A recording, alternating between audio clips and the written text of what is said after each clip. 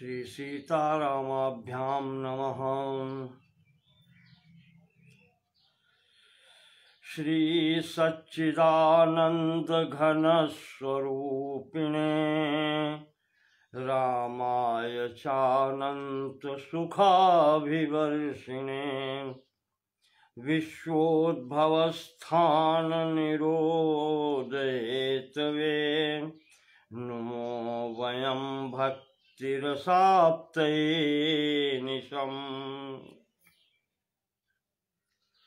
हस्ते क्षिमाला हृदि कृष्ण तत्त्वं जिह्वाग्रभागे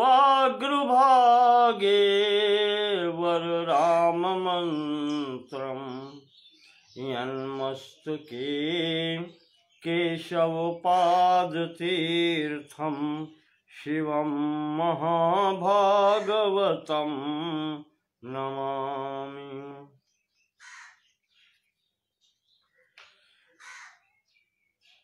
नमामि देवं वरदं वरेण्यं नमामि देवं च सदा सनातनं नमामि देवाधिपमीश्वरं हरं नमामि शम्भुं जगदेकबन्धुम् नमामि विश्वेश्वर विश्वरूपं सनातनं ब्रह्म निजात्मरूपं नमामि सर्वं निजभावगम्यं वरं वरेण्यं वरदं नतोऽस्मि।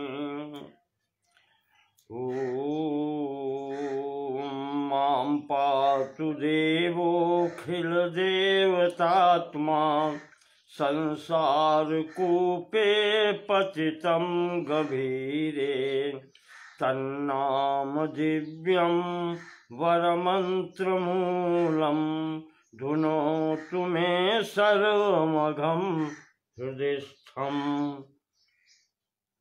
ओम नमो भगवते वासुदेवाय।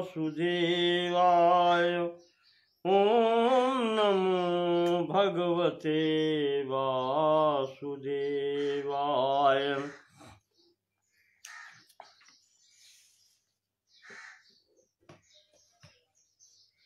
श्रीमद् अध्यात्म रामायण के कल के प्रसंग को आगे बढ़ाते हुए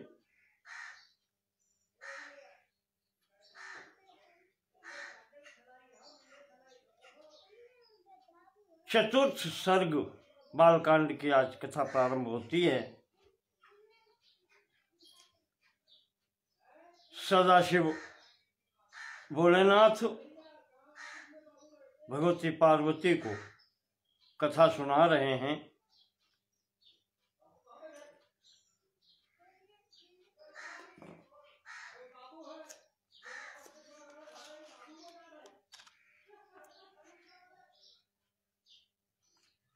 कल भगवान राम चारों भाइयों सहित विद्याध्ययन तक बात पूर्ण हुई थी।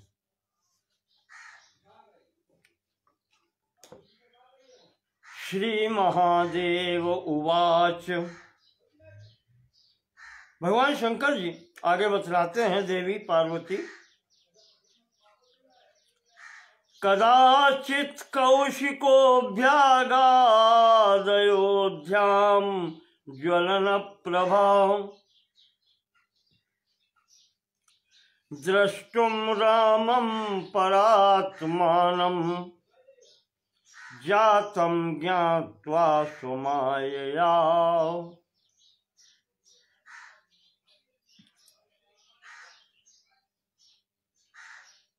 एक बार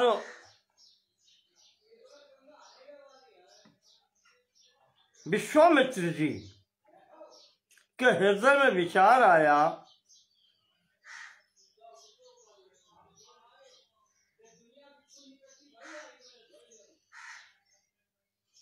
कि सिद्धाश्रम में रहते हुए उनके यज्ञ में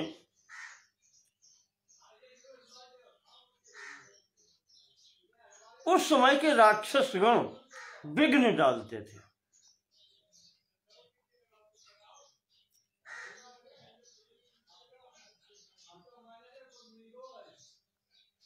तब मुनिवर मन कीन विचारा, प्रभु अवतरे हरन मही भारा।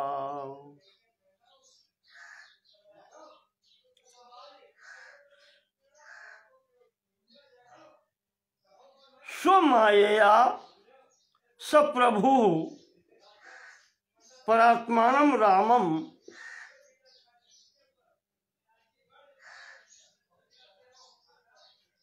अयोध्यायां जातम तम द्रष्टुम ज्वलन प्रभा कौशिका अभ्यगात अयोध्या।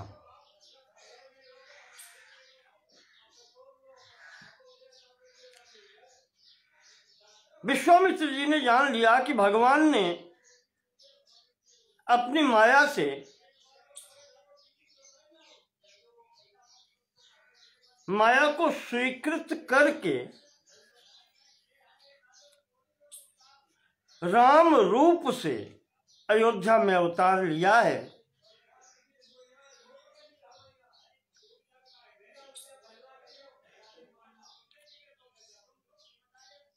तो उनके दर्शन किए जाएं।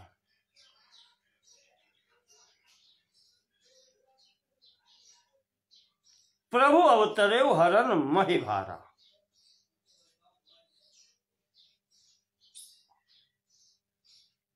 एहूं मिस देखो पद जाई,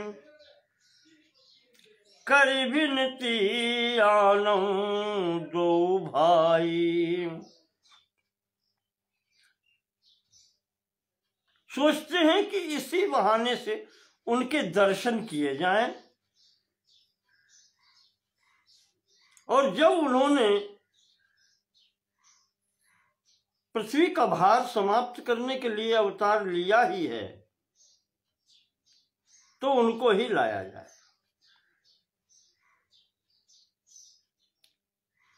महाराज जी चल दिए।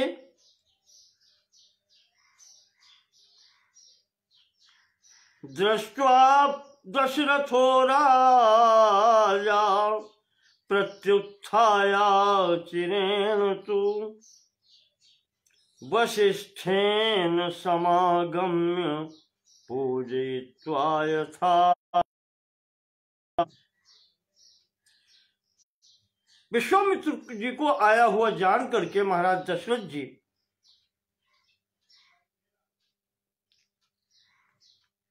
तुरंत उठ खड़े हुए, वशिष्ठ जी को साथ में लेकर के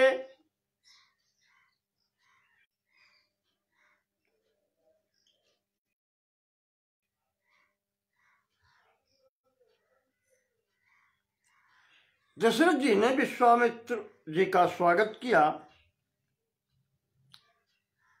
स्वागत करके अभिवाद्य मुनिम,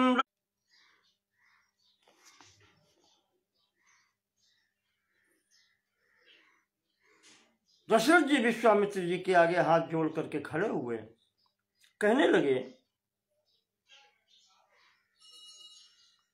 भगवान आपका आना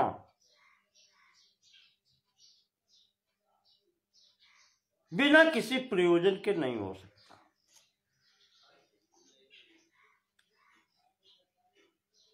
जहां भी आप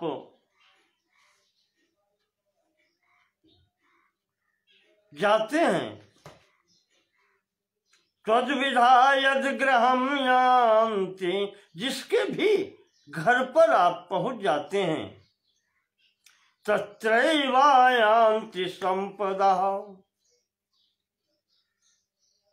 सभी संपत्तियां बिना बुलाए वहां पहुंच जाती हैं।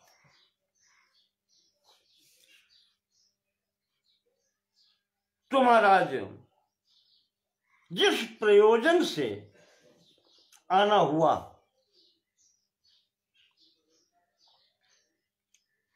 आप अपना प्रयोजन बता रहे हैं।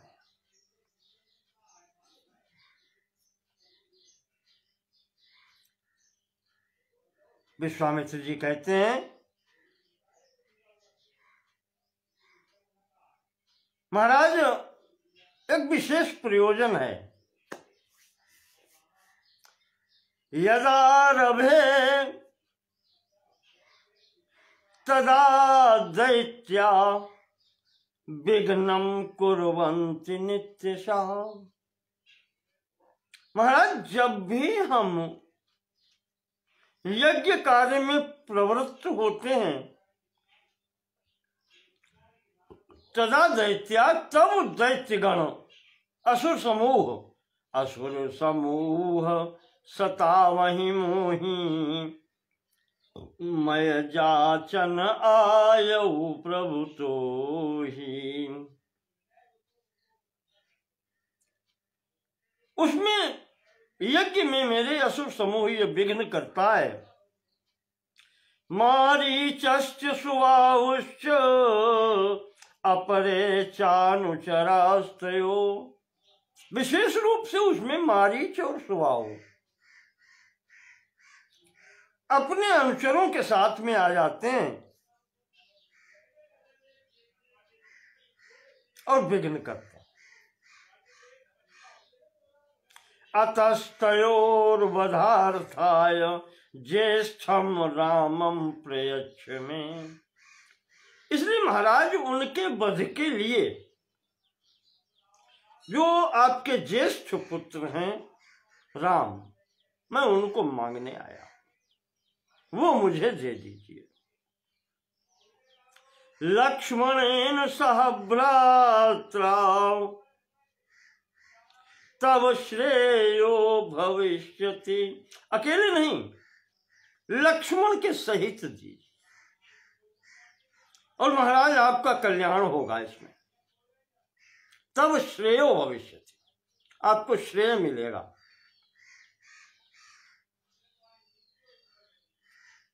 वशिष्ठेन सहा मंत्र्य दीयताम यदि रोचते। कोई शंका हो तो आप अपने गुरु जी से आमंत्र्य मंत्रणा कर लीजिए, विचार कर लीजिए, पूछ लीजिए।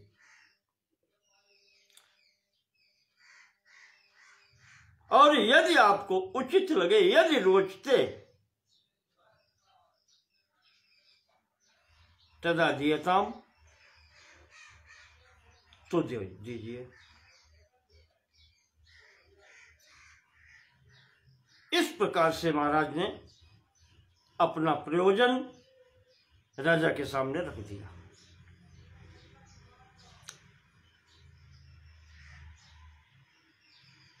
तो महाराज के मुंह से निकलता है कि चौथे पन पायो सुतचारी। महाराज चतुर्थ अवस्था में पुत्रों की प्राप्ति हुई है।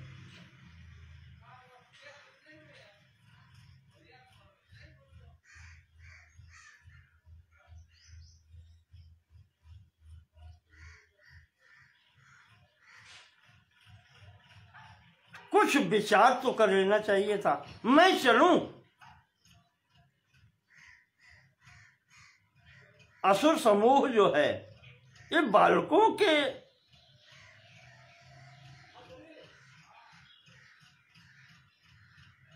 योग्य नहीं है, मैं चलो। तो विश्वामित्र जी कहते हैं नहीं, ऐसा नहीं है राजन, मंत्रणा कर लीजिए वशिष्ठ जी से, जो वो कहें उसके अनुसार कीजिए।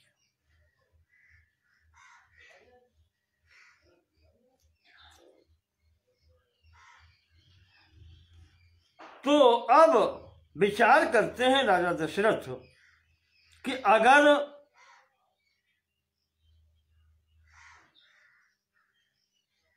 विश्वामित्र जी की बात नहीं मानते हैं तो ये शाप भी दे सकते हैं, और अगर बात मानते हैं तो राम लक्ष्मण अभी बालक हैं, इतने बड़े बड़े असुरों से युद्ध की क्षमता है क्या ही नहीं। आज पुत्र मोह है महाराज दशरथ को, तो वशिष्ठ जी से पप्रच्छ गुरुम एकांते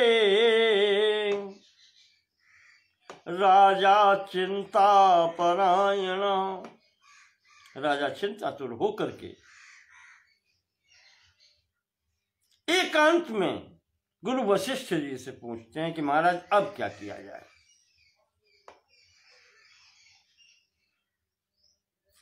तो वशिष्ठ जी ने समझाया। वशिष्ठ उवाच, वशिष्ठ जी समझाते हैं कि राजन, शृणु राजन देव गुह्यम गोपनीयम प्रयत्नतः। कहा राजन,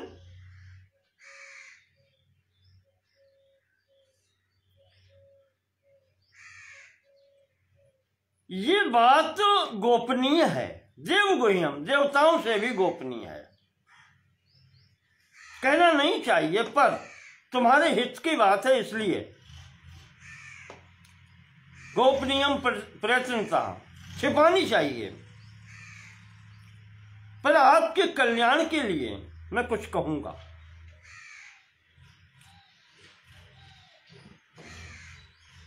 क्या कहूंगा सुनो, ध्यान से सुनो।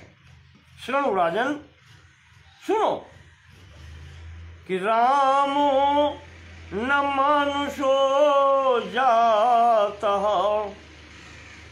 परमात्मा सनातनः। राजन, ये तुम्हारे ज्येष्ठ पुत्र जो राम हैं, ये तुम्हारे पुत्र ही नहीं है,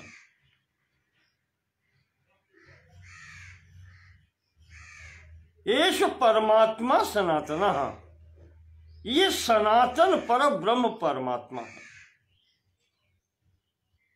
इसलिए ऐसा मत सोचो। भूमेर भारावताराय ब्रह्मणा प्रार्थिता पुरा सएव जातो भवने कौशल्यायाम तवानघ। ब्रह्मा जी ने सब देवताओं के साथ में मिलकर के इनकी प्रार्थना की थी, तो वही सनातन पर ब्रह्म परमात्मा तुम्हारे घर पर आकर के इस मनुष्य रूप में अवतीर्ण हुआ है और भूमेर भाड़ा उतारना है। भूमेर भाड़ा उतारा है, भूमि के भार को समाप्त करने के लिए इनका प्राकट्य हुआ है। त्वं तु प्रजापति पूर्वम कश्यपो ब्रह्मणः सुतः। और राजन, ये तुम्हारा दूसरा जन्म है। पूर्व जन्म में तुम कश्यप नाम के प्रजापति थे और कौशल्या जी आदित्य हैं। तुम दोनों ने तपस्या करके भगवान से ये मांगा था कि आप मेरे पुत्र बने, पुत्र हों।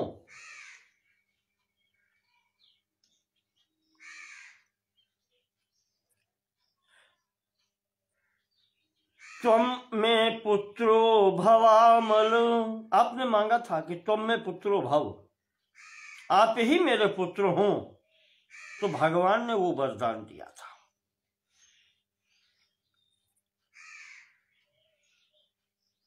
तथेत्युक्त्वाद्य पुत्रस्य पुत्रस्ते जातो राम सएव ही। वही सनातन परमात्मा तुम्हारे यहाँ राम के रूप में उत्पन्न हुआ है। शेषस्तु लक्ष्मणो राजन राममेवानुपद्यत।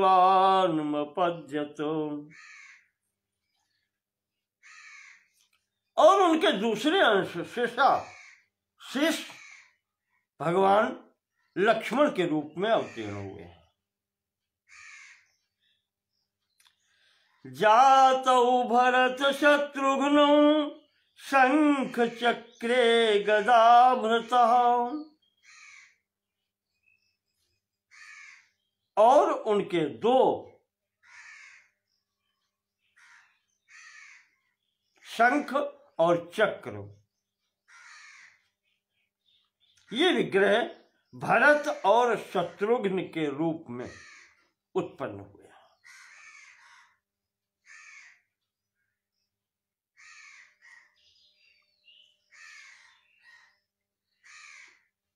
तो ये आप अपने हृदय से निकाल दें कि ये आपके केवल पुत्र ही हैं, ये पुत्र नहीं है।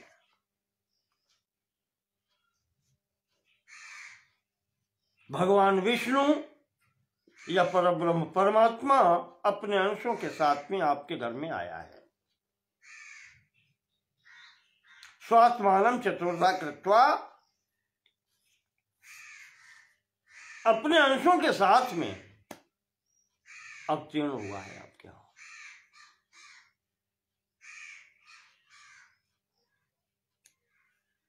और योग माया पिसीतेति, और जो भगवान की योग माया है,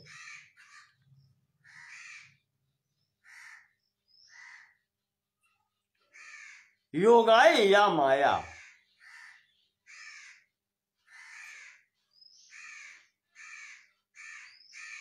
वो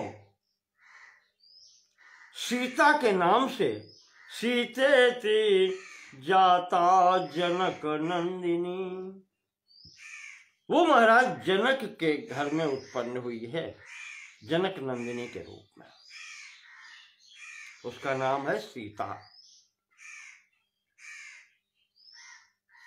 विश्वामित्रोऽपि रामाय ताम योजयितुमागतः। और विश्वामित्र जी केवल इतने के लिए ही आए हैं। आप ये मत समझो कि असुर समूहों का नाश कराने के लिए ही आए हैं। उनका स्वार्थ लगता है आपको कि वो अपने स्वार्थ में आए हैं, पर ऐसा नहीं है। जो भगवान की माया है, योग माया है, वो जनक नंदिनी जनक जी के यहाँ सीता के रूप में आई है, और उससे मिलाने के लिए भगवान विश्वामित्र जी आए हैं। ये प्रयोजन है इनका।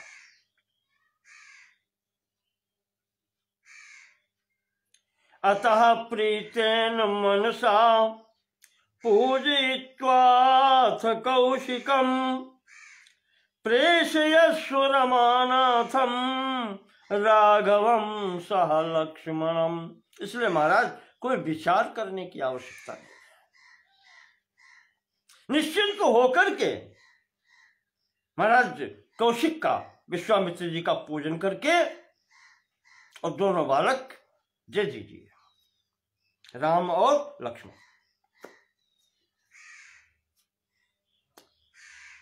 वशिष्ठ जी की बात सुनी, राजा दशरथ को सांत्वना मिली। सांत्वना मिलकर के महाराज दशरथ ने अपने को आज कृतकृत्य मानते हैं। आज ज्ञान मिलता है वशिष्ठ जी के द्वारा कि महाराज आपके घर में पुत्र नहीं आए हैं, ये परमात्मा स्वयं अवतीर्ण हुआ है।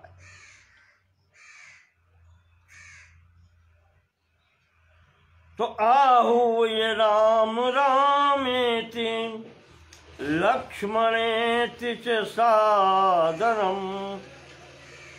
महाराज ने अपने दोनों बालकों को बुलाया, राम और लक्ष्मण को आह्वान किया, आवाज दे करके बुलाते हैं, आलिंगन करते हैं, मूर्धन वग्राय मस्तक सूंघते हैं, कौशिकाय समर्पयत, और महाराज विश्वामित्र जी को सौंप देते हैं।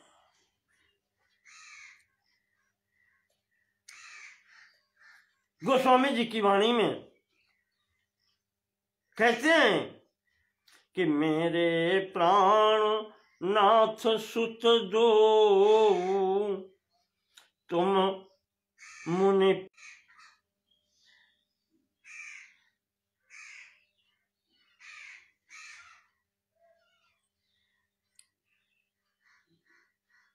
मेरे प्राणनाथ सुत दो तुम मुनि पिता आन नहीं को।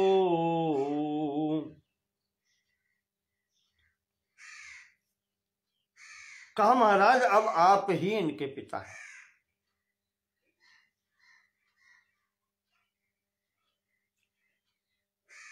ले जाए इनको।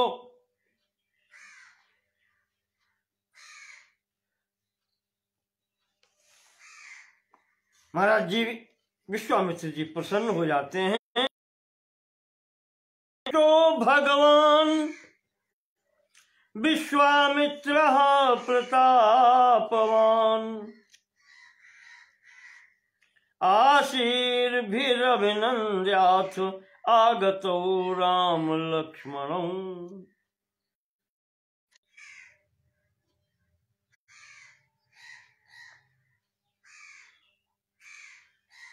विश्वामित्र जी ने दोनों बालकों को आशीर्वाद देकर के, उनका अभिनंदन करके और उन्हें लेकर के चल दिए।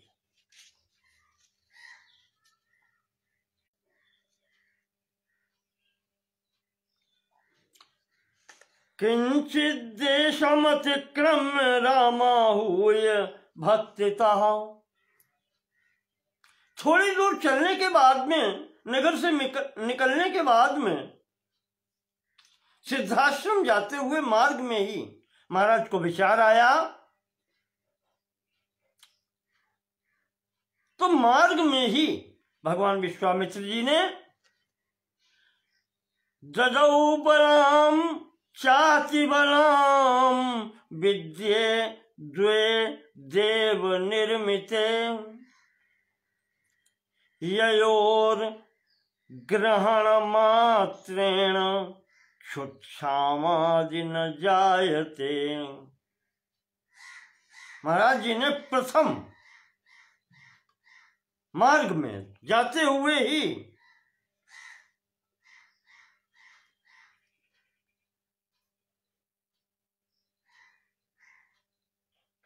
दोनों भाइयों को बला और अति बला नाम की दो विद्याएं प्रदान की।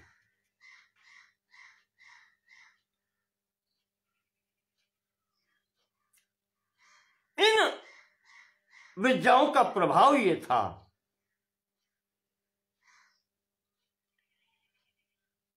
कि जाते लाग न क्षुधा पिपासा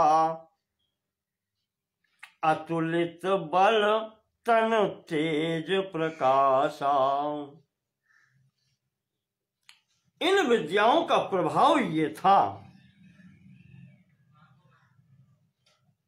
कि इनके प्रभाव से भूख और प्यास नहीं लगती थी।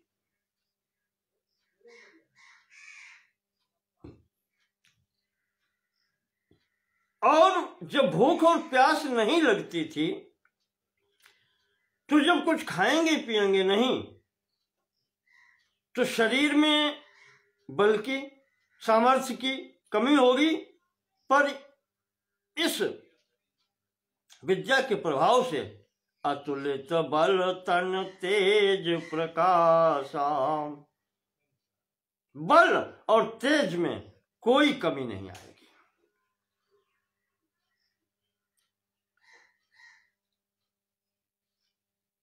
क्षुधा पिपासा भी नहीं लगेगी, और जब नहीं लगेगी तो बल में और तेज में भी कमी नहीं आएगी। ऐसी विद्याएं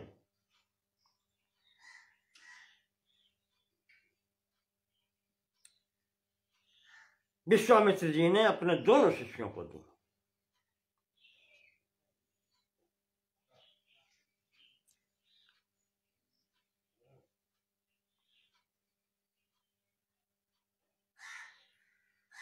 इसी स्तर में तत उत्तीर्य गंगाम ते ताटका वनमागमन। वे तीनों लोग राम, लक्ष्मण और विश्वामित्र जी गंगा जी को पार करते हैं और गंगा जी को पार करके ताटका वन में पहुंचते हैं। ताटका वन ही उसका नाम पड़ गया, वहां पर ये राक्षसी ताटका रहती थी। चले जात मुनि दीन दिखाई, तब ताड़का क्रोध सुनि ताड़का क्रोध करि धाई। उस वन से ये दोनों सब लोग, तीनों लोग निकलते हैं, तो वो आक्रमण करती है सीधी।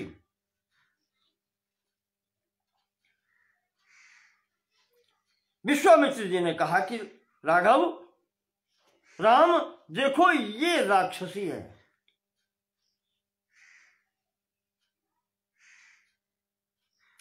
और यह किसी को यहां से निकलने नहीं देती। बाधते लोकम अखिलम, इस संपूर्ण लोकों का, यानी जो भी इधर से निकलते हैं उनके मार्ग में बाधा डालती है। तो जहिताम विचारयन, इसलिए राम कोई विचार करने की आवश्यकता नहीं है कि यह स्त्री है या कौन है, स्त्री अवध्य होती है, नहीं। ऐसे स्थान पर ये विचार नहीं करते हैं, आक्रमण करने वाला शत्रु होता है, इसको बिना विचारे मारो। तो एक ही बाण प्राण हरि लीना, ताम एकेन शरेणासु ताड़यामास वक्षसि, पपात विपिने घोरा वमंती रुधिरम बहु। महाराज ने एक ही बाण से उसको गति दे दी। ततोति सुंदरी अक्षी, उसका शरीर छूटता है राक्षसी का, और वो बहुत सुंदर यक्ष के स्वरूप में, यक्षिणी के स्वरूप में, सर्वाभरण भूषिता, संपूर्ण आभूषणों से युक्त होकर के, नत्वा रामम परिक्रम्य गता रामाज्ञया दिवम, भगवान राम को प्रणाम करती है परिक्रमा करके और उनकी आज्ञा लेकर के, और स्वर्गलोक को चली जाती। ततोति हृष्टः परिरभ्य रामं, मूर्धन्यवग्राय विचिन्त्य किंचित्। ये स्थिति देख करके गुरु जी की आज्ञा का पालन अक्षरशः बिना सोचे विचारे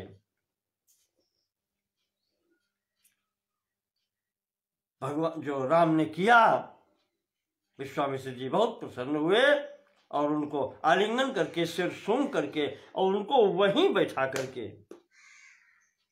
सर्वास्त्र जालम सरहस्य मंत्रम प्रीत्याभिरामाय ददौ मुनीन्द्र। महाराज ने आज वहीं पर बैठा करके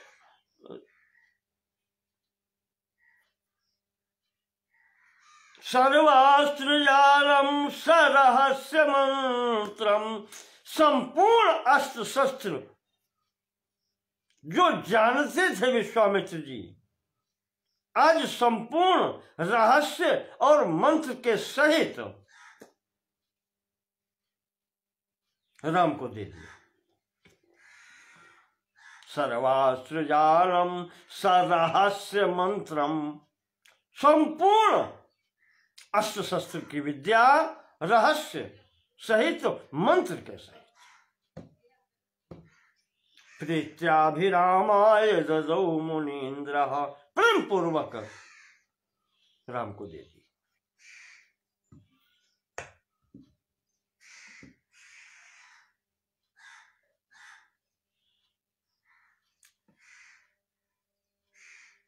यहीं पर प्रथम विश्राम होता है। रात्रि में मुनियों ऋषियों के आश्रम है, वहां बीच में रात्रि विश्राम हुआ।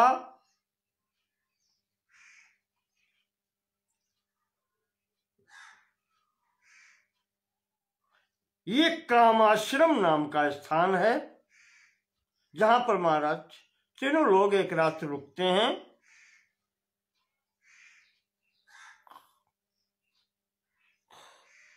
प्रातःकाल यहां से चल दिए, रात्रि विश्राम हुआ।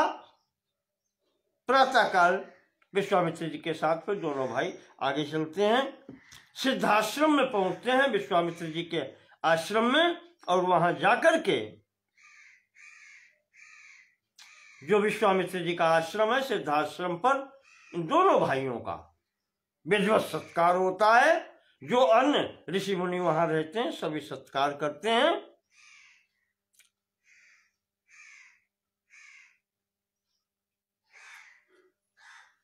इसके बाद में भगवान राम ने कहा है,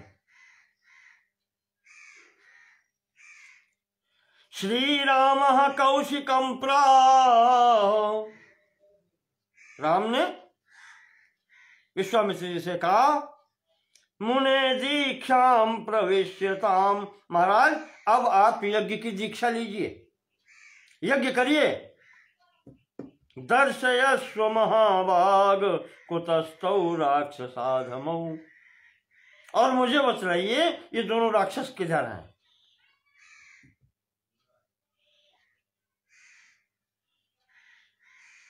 इस प्रकार से कह करके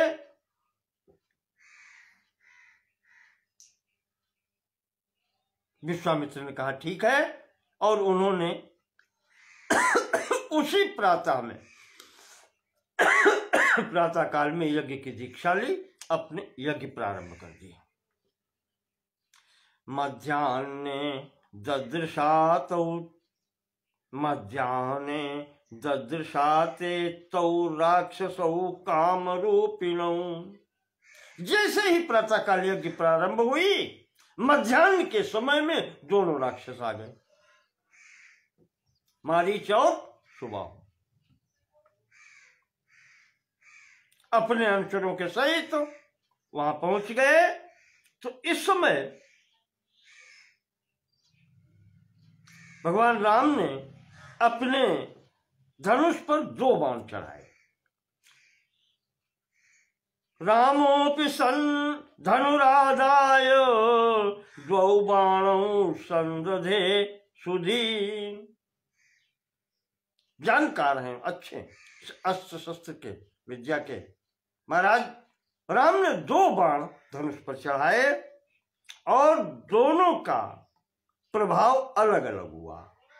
तयो एकस्तु मारीचम भ्रामयन् शतयोजनम, उनमें जो एक मारीच था, एक बाण उसको लगता है, उसके प्रभाव से वो बाण उसको लेकर के 100 योजन दूर तक जाता है। पातयामास जलधौ तदद्भुतमिवाभवत्, और उसको समुद्र के किनारे फेंक देता है।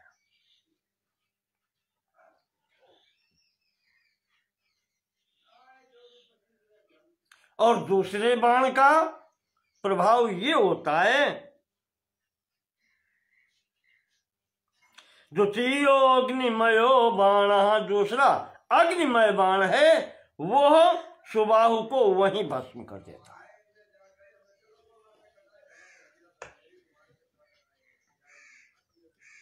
अब शेष जो अनुचर थे उनका संहार लक्ष्मण जी ने किया है। जब इनका इस प्रकार से संहार हो गया, देवताओं ने पुष्प वर्षा की है। विश्वामित्र जी बहुत प्रसन्न हुए, यज्ञ पूर्ण करके बैठ करके इन दोनों का सम्मान करके महाराज ने भोजन किया। भोजयित्वा सह भ्राता रामं पक्वफलादिभिः, प्रथम दिन चल करके कामाश्रम पर विश्राम हुआ था रात को। द्वितीय दिवस में सिद्धाश्रम पहुंचे। तृतीय दिवस में यज्ञ हुई, इन राक्षसों का संहार हुआ। अब चौथे दिन चतुर्थे हानि संप्राप्ते कौशिको रामम अब्रवीत। महाराज, विश्वामित्र जी ने राम से कहा, चौथे दिन की बात है कि राम राम महायज्ञम द्रष्टुम गच्छामहे वयम। राम, एक बहुत बड़ी यज्ञ हो रही है, हमें वहां चलना चाहिए। वयम गच्छामहे, हमको वहां पर चलना चाहिए। हम चलो यज्ञ देखने चलेंगे। विदेहराज नगरे जनकस्य महात्मना, कहाँ हो रही है? विदेहराज नगरे, मिथिलापुरी में महाराज जनक जी के यहाँ यज्ञ हो रही है। तत्र माहेश्वरम चापम अस्ति न्यस्तम पिनाकिना, और वहां पर उस अभूतपूर्व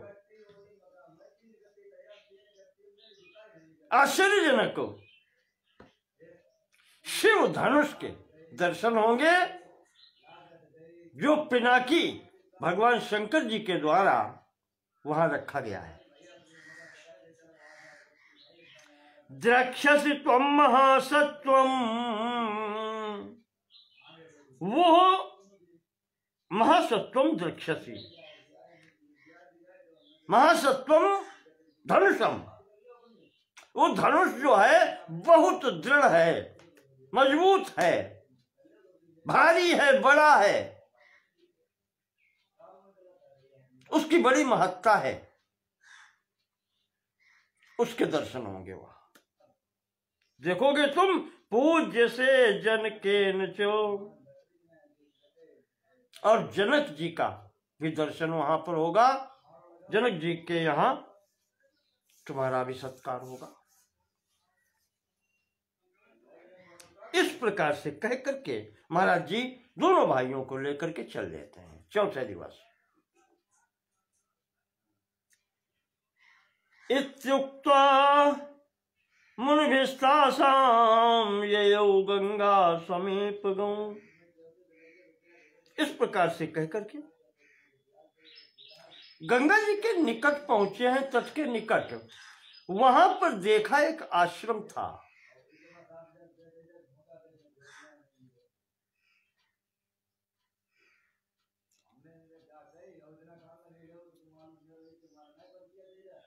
वो आश्रम इस प्रकार से था,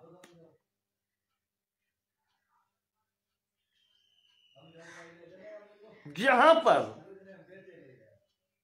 खग मृग जीव जंतु को नाई, आश्रम एक दीख मग माही। ऐसा आश्रम देखते हैं जहां पर आश्रम बहुत अच्छा बना हुआ है पर जीव जंतु भी नहीं दिखाई पड़ते, सूना पड़ा दिखाई पड़ता है।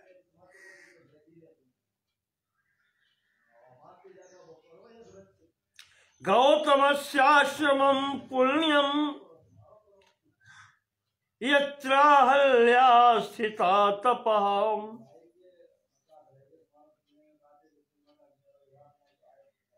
गौतम जी का ये आश्रम है।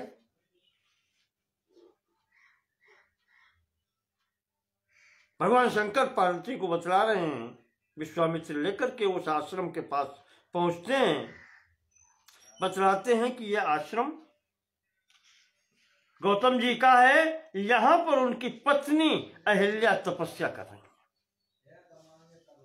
वो संपूर्ण घटना का वर्णन देते हैं।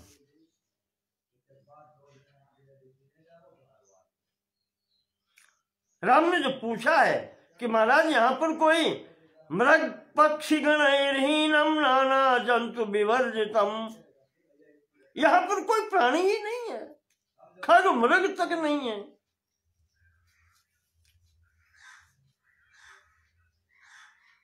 तो विश्वामित्र जी बताते हैं कि राम,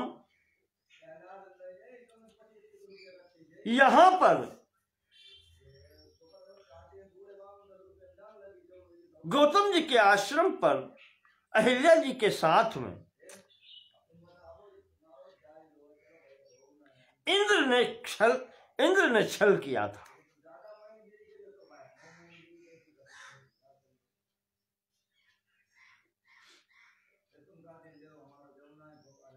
गौतम का स्वरूप धारण करके गौतम जी की अनुपस्थिति में अहिल्या जी से छल किया, जिस कारण से महाराज गौतम जी ने इंद्र को भी श्राप दिया और अहिल्या को भी श्राप दे दिया।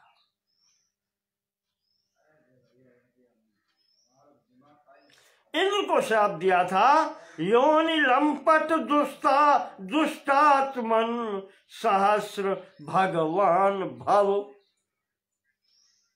कहा तू योनि लंपट है,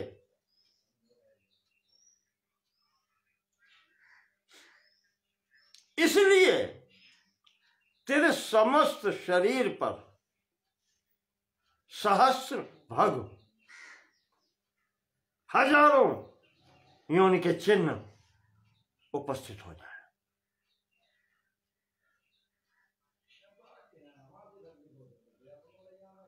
ये इंद्र को शाप दिया।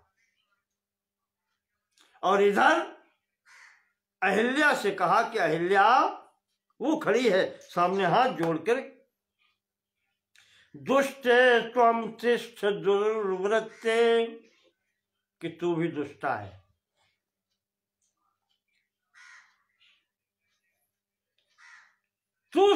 तूने भी कदाचरण किया है, मर्यादा के विपरीत आचरण किया है, इसलिए दुष्टे त्वम तिष्ठ दुर्वृत्ते शिलायाम आश्रमे मम। ये पत्थर की शिला जो मेरे आश्रम में पड़ी है, इस पर बैठ करके यहीं तपस्या कर। तिष्ठ,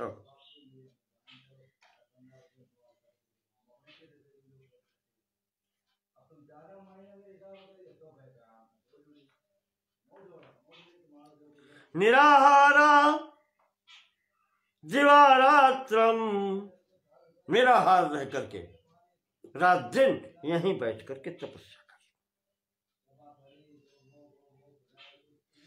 और आज से नाना जंतु विहीनो यम आश्रमों में भविष्यति, यहाँ पर खग मृग जीव जंतु कोई भी नहीं रहेगा, तो वो अकेली रहेगी। एवं वर्ष सहस्रेस्तु, 1000 वर्ष तक तुझे यहीं इस प्रकार से यनेकेषु गतेषु चो, कई 1000 वर्ष, अनेकेषु सहस्रेषु, यहीं तपस्या कर। जब राम यहां आएंगे, रामो दाशरथि श्रीमान आगमिष्यति सानुजा। अपने अनुज के साथ में, लक्ष्मण के साथ में जब राम यहां आएंगे, यदा त्वदाश्रय शिलाम पादाभ्याम आक्रमिष्यति। और जो ये शिला है इसके ऊपर पैर रखेंगे,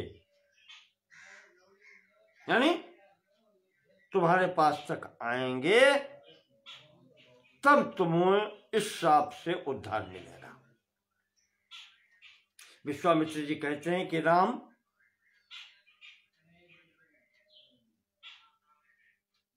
इस ऋषि पत्नी का भी उद्धार करो, पति के शाप से इसको भी मुक्त करो।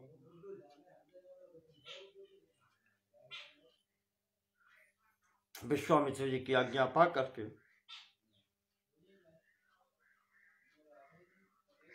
भगवान राम जाते हैं उस शिला के ऊपर जाकर के अहिल्या जी के चरणों में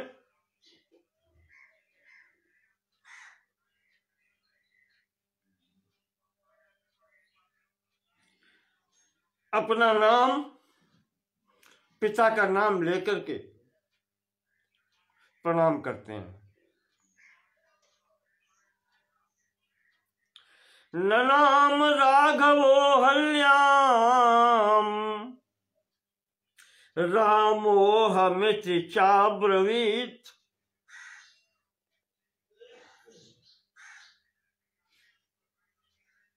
अहिल्या के चरणों में प्रणाम करते हैं, कहते हैं मैं राम हूं, मैं आ गया हूं। अपना नाम लेकर के ऋषि पत्नी अहिल्या के चरणों में प्रणाम किया। जैसे ही कान में आवाज जाती है अहिल्या की,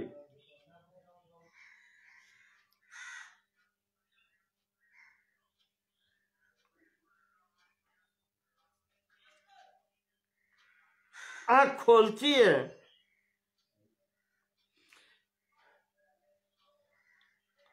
दृष्ट्वा रामम रमानाथम।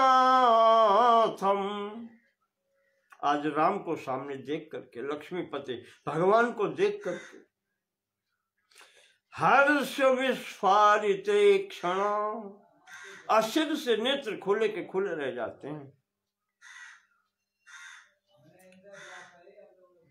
हर्ष, आज जो आनंद है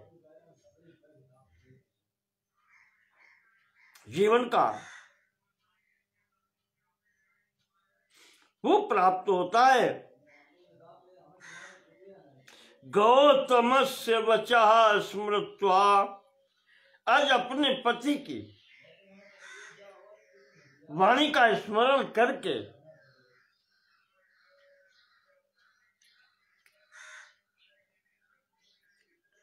ज्ञात्वा नारायणम परम। गौतम जी कह के गए थे कि परमात्मा राम के स्वरूप में तुम्हारे यहां आएगा। तो आज अहिल्या जी को वो अपने पति का जो शाप है वो वरदान स्वरूप लगा, जिसके कारण आज परमात्मा की प्राप्ति हुई, नारायण की प्राप्ति हो गई।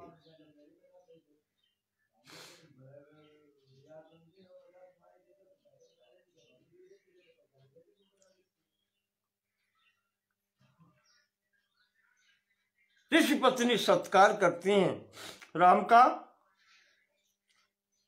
यथोचित तो सत्कार किया और हाथ जोड़ करके आज प्रार्थना करती हैं, अहो कृतार्थास्मि जगन्निवासुते। संपूर्ण जगत में सबके हृदय में रहने वाले आप ही तो हैं। संपूर्ण सृष्टि में, चराचर जगत में व्याप्त आप ही तो हैं। आज मैं भी कृतार्थ हो गई। पादाब्ज संलग्न रजा कणादहम, आपके चरणों की रज मिल गई तो मैं भी कृतार्थ हो गई। स्पृशामि यत् पद्म जिस शंकराधि भी विमृग्यते रंधित मानसै सदा, जिन चरणों की रज के लिए पद्मज ब्रह्मा जी और शंकर जी भी सदैव चिंतन करते रहते हैं, अनुसंधान करते हैं, तपस्या करते हैं, आज वो मुझे पति के प्रसाद से प्राप्त हो गई। अहो विचित्रम तव राम चेष्टितम मनुष्य भावेन विमोहितम जगत। धन्य है परमात्मा आपको जो ये मनुष्य रूप धारण करके संपूर्ण लोक को मोहित कर रहे हैं, कोई पहचान नहीं पाता। चलस्य जस्रम चरणादिवर्जिता संपूर्ण आनंदमयोतिमायिका,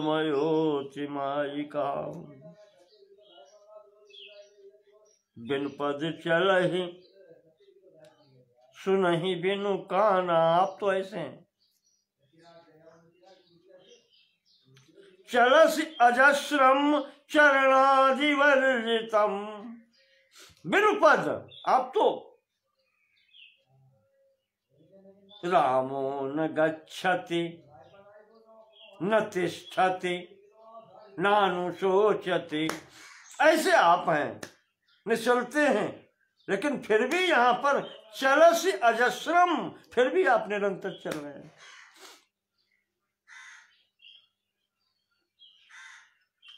संपूर्ण आनंदमयोतिमाई कहा, आप संपूर्ण आनंदमय है। मैथ प्रत्येक मैंने आपको बताया था, आनंदमय कहने का तात्पर्य, जैसे आपको एक उदाहरण दिया था, अभी दीपावली में जो खिलौने बनते हैं खाने वाले चीनी के, चीनी का जो खिलौना बनता है, चाहे हाथी घोड़ा कुछ भी बना हो, वो चीनीमय है। जैसे आभूषण स्वर्णमय है, स्वर्ण के अतिरिक्त उसमें और कुछ नहीं। ये मैं प्रत्येक प्रचुरता के लिए वही है और दूसरा कुछ है।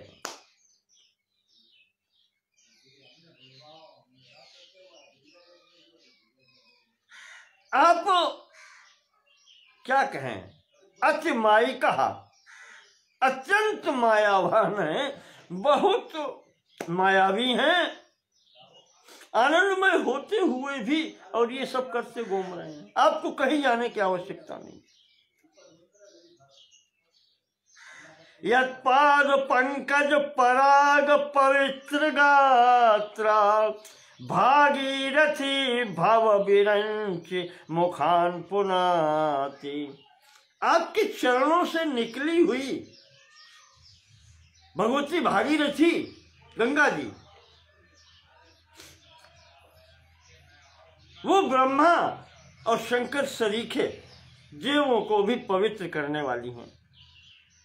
साक्षात स एव मम द्रग विषयो यदास्ते, आज वही परम प्रभु परमात्मा मेरी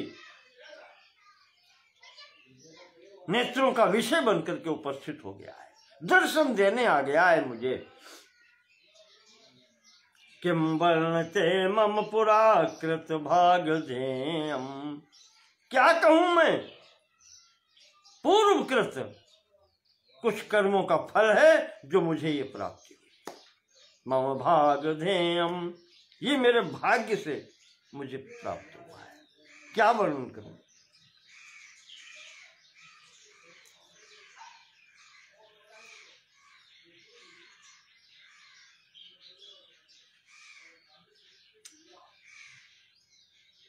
नमोस्तुते राम तवांघ्रि पंकजम श्रियाधृतं वक्षसि लालितं प्रयातु। आपके चरण कमल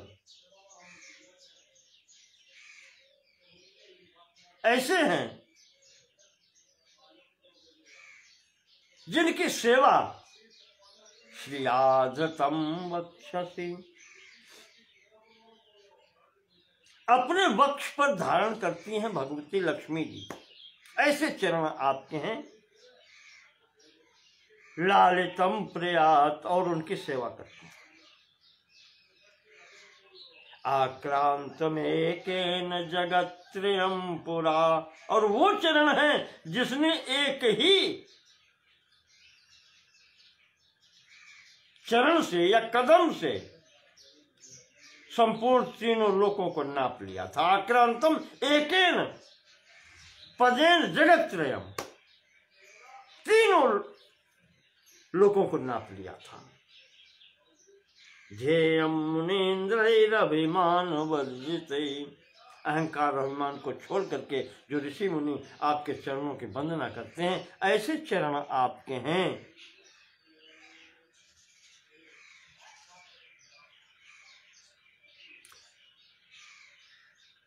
नमोस्तुते, ऐसे चरणों में हम प्रणाम करते हैं।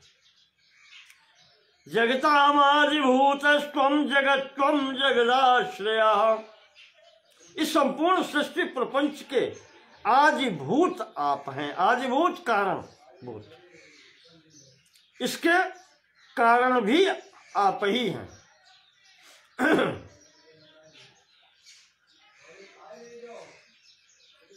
जगत्त्वम, और इस सृष्टि ये प्रपंच भी आप ही हैं, ये आपका ही स्वरूप है। जगदाश्रया, और आप ही इस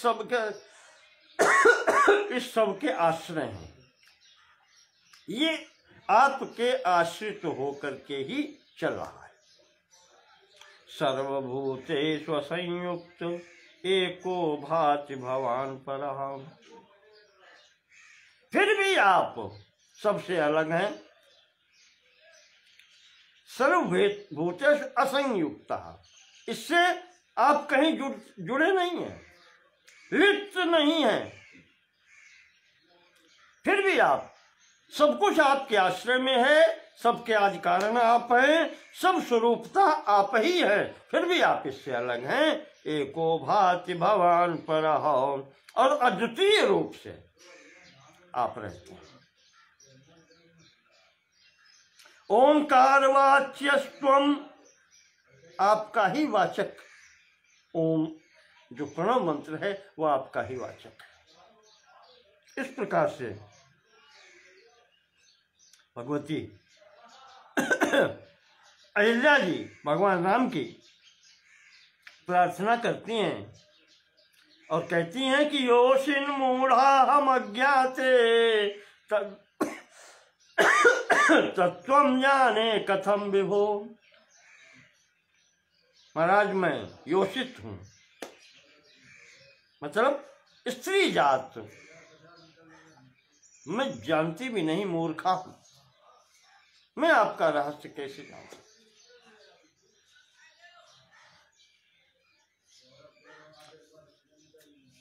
इसे गोस्वामी जी ने लिखा है शबरी प्रसंग में कि अधम ते अधम अधम अति नारी चिन्मह मति मंद अघारी। लोग इसे नारी निंदा के रूप में लेते हैं, वस्तुतः ये नारी निंदा नहीं है। जो प्रार्थना कर रही है वो क्या कहेगी कि मैं सबसे श्रेष्ठ हूं। अगर मैं किसी के समक्ष हाथ जोड़ करके खड़ा हूं और उसकी स्तुति कर रहा हूं, उसकी प्रार्थना कर रहा हूं, या मुझे लौकिक बात में अगर उससे मुझे कुछ चाहिए तो मैं उसके समक्ष अपनी हीनता ही तो सिद्ध करूंगा कि भैया मैं तुम्हारे सामने कुछ भी नहीं हूं। तभी तो उससे कुछ प्राप्ति होगी मुझे। और यदि मैं कहूं कि मैं तुमसे सर्वश्रेष्ठ हूं, मैं तुमसे भी श्रेष्ठ हूं, तो कोई चीज मांगने से भी मिलेगी? कभी नहीं मिलेगी। वहां पर स्वयं की, चाहे जितने अच्छे आप हों, आपको अपनी हीनता दिखलानी पड़ती है।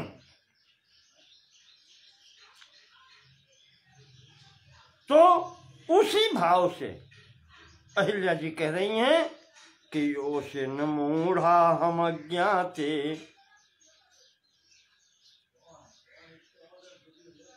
मैं अज्ञ हूं, मैं मूर्खा हूं, मैं स्त्री हूं। कथम जाने तत्वम जाने कथम विभो, आपके तत्व को हम क्या जान सकते हैं?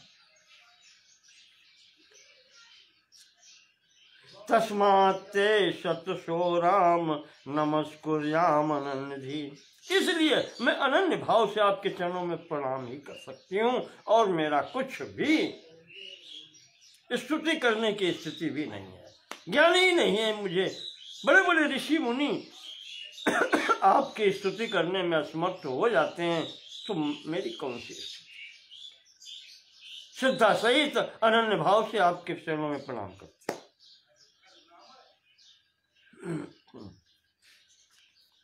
इस प्रकार से भगवती महारानी कहना चाहिए कि ऋषि पत्नी अहिल्या ने भगवान की प्रार्थना की है।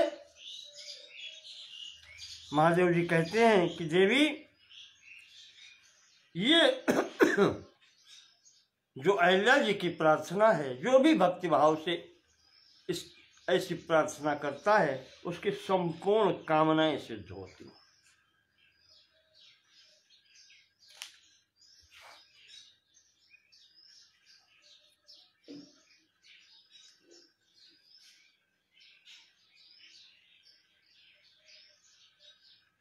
आगे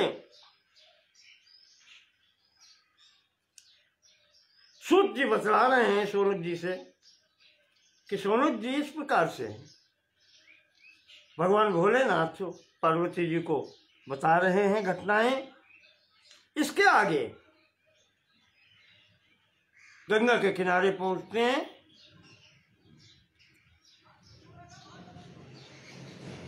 अहिल्या जी का उद्धार करके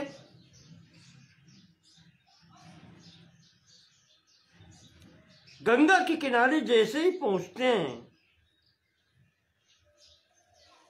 तस्मिन् काले नाविकेन निषिद्धो रघुनंदन। यहाँ ये प्रसंग अध्यात्म रामायण में अहिल्या उद्धार के तुरंत बाद में दे दिया है, जबकि तुलसीदास जी ने ये नाविक का, मल्लाह का प्रसंग वन गमन के समय दिया है, जब सीता भी साथ है। और यहाँ स्थिति ये है कि महर्षि विश्वामित्र साथ में हैं और दोनों भाई हैं। गंगा के किनारे पहुंचते हैं। नाविक कहता है कि ना महाराज, आप नाव पर नहीं चढ़ेंगे। नाविकेन निषिद्धो, नाविक ने रोक दिया कि नहीं महाराज, नाव पर नहीं चढ़ेंगे। क्यों? अब तीनों खड़े हैं, गुरुजी खड़े हैं, महर्षि, दोनों भाई खड़े हैं।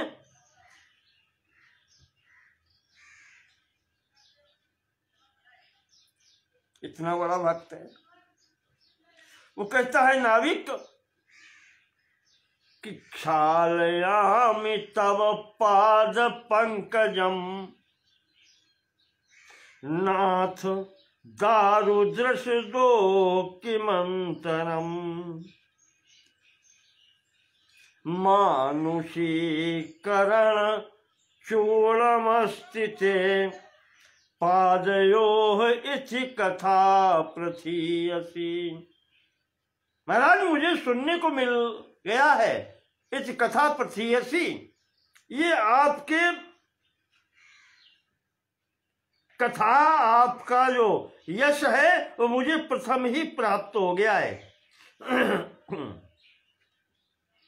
प्रसिद्ध हो गई कथा, अभी अभी आप आए हैं वहीं से।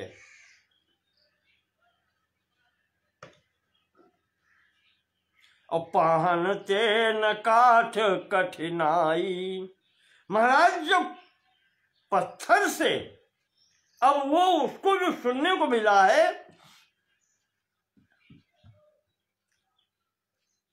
कि पत्थर से, शिला से स्त्री बन गई। देखें आप, बात जब फैलती है तो ऐसे भी होता है। वह लिखा था शिलायाम स्थिता, वो शिला पर बैठी है, तपस्या कर रही है। इसमें शिलायाम स्थिता अधिकरण रूप में शिला का प्रयोग हुआ है, तो हो सकता है गुफा के अंदर हो, चलो वो भी ठीक है, पर शिला में है। और यहां पर भगवान जाकर प्रणाम किया है, तो अब ये कहता है, नाथ दारु दृश्य दो किम अंतरम। दारु लकड़ी और दृश्यदा पत्थर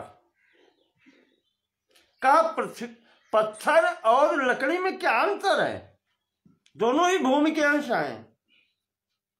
अगर पत्थर से मानसीकरण चूर्ण मस्त के पदम, आपके चरणों की धूल जो है वो मनुष्य, उस मानसीकरणम अस्ति, वो मनुष्य बना देने वाली धूल है।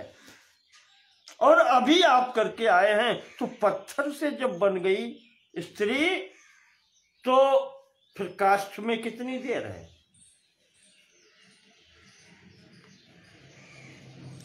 इसलिए वो कहता है कि क्षालयामि तव पाद पंकजम, बिना पैर धोए मैं नाव पर नहीं चलाऊंगा, पहले पैर धोऊंगा। पादाम्बुजम ते विमलम ही कृत्वा, आपके चरण कमलों को धो करके, विमल करके, मल रहित करके, धूल से रहित करके, पश्चात परम तीरमहम नयामि, तब आपको मैं यहां से पार उतारूंगा। नो चेतरी सद युवती मलेन, क्या पता आपके चरणों के मल से, रज से मेरी तरी नौका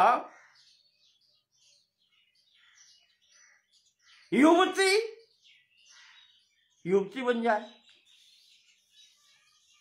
साचेत विभो विद्य कुटुंब हानि, अगर ऐसा हो गया तो मेरे कुटुंब की आजीविका नष्ट हो जाएगी।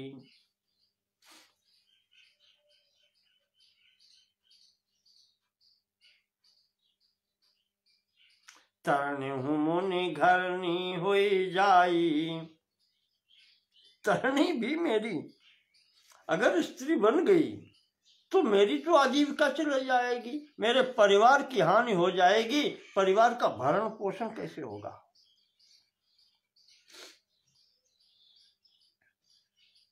ऐसा कह करके उसने कहा नहीं मैं ऐसे नहीं चलाऊंगा। दोनों भाई खड़े हैं, विश्वामित्र जी खड़े हैं पास में। वो जाता है अपनी कठौती में, इत्युक्त्वा क्षालितौ पादौ, ये कह करके परम तीरम गतो तथा, ऐसा कह करके वो जल लाता है गंगा जी से, और जल ला करके यहाँ चरण धोता है, धो करके तब वो नाव पर चढ़ाता है और दूसरे पार लेकर के जाता है।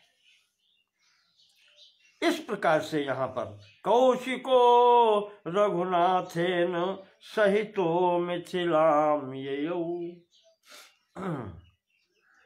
इस प्रकार से यहाँ पर वो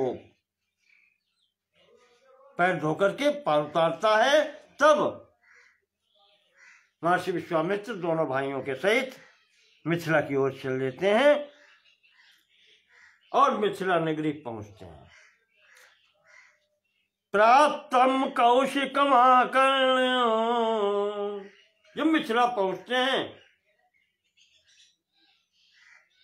जनकोतिमुदान्वितः,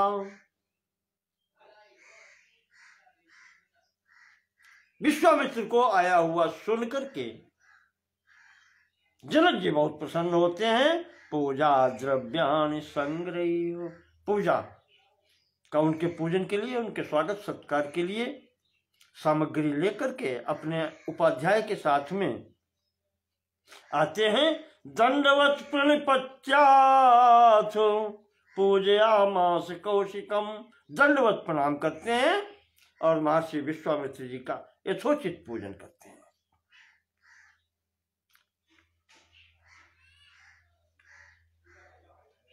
पूजन करके दोनों भाइयों को देखते हैं, राम लक्ष्मण को,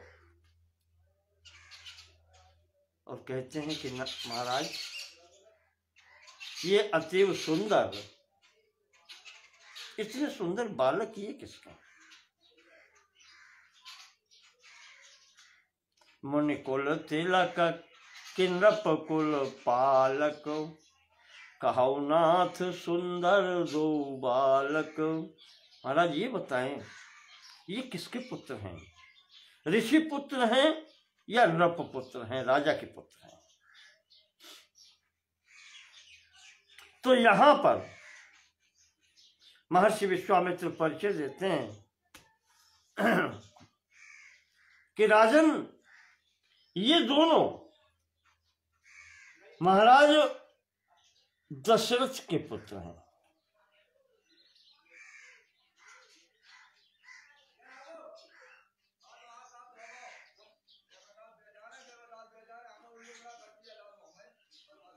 ये प्रिय सब ही जहां लगे प्राणी, महाराज ये तुम्हें ही सुंदर नहीं लग रहे हैं, जहां जाते हैं प्राणी मात्र को ये प्रिय है। ये प्रिय सब ही जहां लगे प्राणी,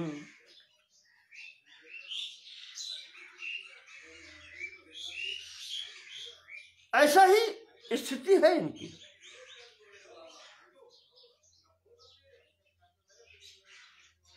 और फिर कहते हैं कि रघुकुल बचन रघुकुल मणि दशरथ के जाए, मम हित लागे नरेश पठाए। कहा ये दोनों पुत्र महाराज दशरथ के, और उन्होंने मम हित लागे, मेरा हित करने के लिए, मेरे यज्ञ की रक्षा करने के लिए महाराज दशरथ जी ने भेजे।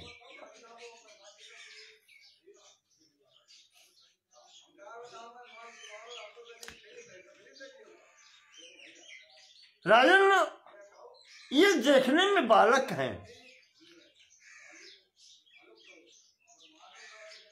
सुबाहु प्रमुखान हत्वा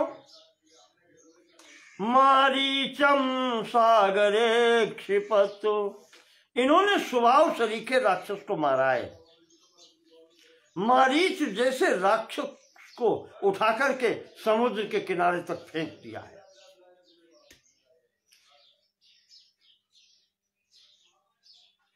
गंगा जी के तट पर गौतम जी के आश्रम में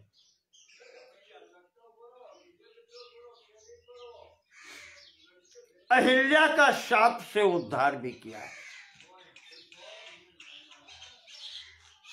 दृष्ट्वा अहिल्यां नमस्कृत्य तया सम्यक प्रपूजिता। और उन अहिल्या जी के द्वारा ये सम्मानित होकर के आपके यहाँ आए हैं। यहाँ एक बात ध्यान रखने की है, यहाँ पर शतानंद जी इनके उपाध्याय हैं, इनके उपरोहित हैं जनक जी के। और ये महर्षि गौतम के पुत्र हैं, अहिल्या जी के पुत्र हैं। क्या स्थिति होगी जब जनक जी ने ये सुना? क्या सतानंद जी साथ में थे? उन्होंने नहीं सुना। सोपाध्याया समा ये जनका, अपने उपाध्याय के साथ में जनक जी आए हैं। इस प्रकार से जब यहां पर परिचय दिया और कहा कि राजन, मैं इनको यहां इसलिए लाया हूं कि वो धनुष जो आपके यहां है, इदानीं द्रष्टु कामस्ते गृहे माहेश्वरम धनु, आपके घर में जो रखा है माहेश्वर भगवान शंकर जी का जो धनुष है, उसके दर्शन करने के लिए आया हूं, इनको लेकर के आया हूं।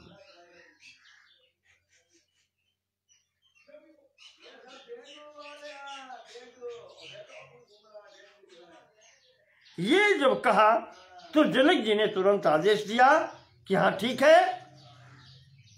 अपने मंत्रियों को बुलाया और कहा शीघ्रम आने विश्वेश चापम रामाय दर्शयो, इनको ले जाओ और जाकर के इनको भगवान शंकर के चाप के दर्शन कराओ।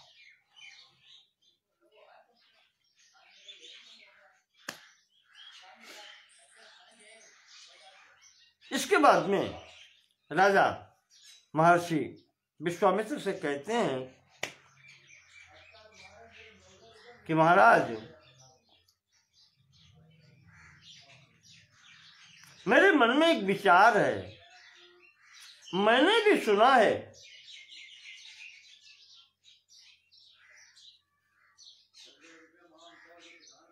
जब से मुझे ये पुत्री सीता मिली है,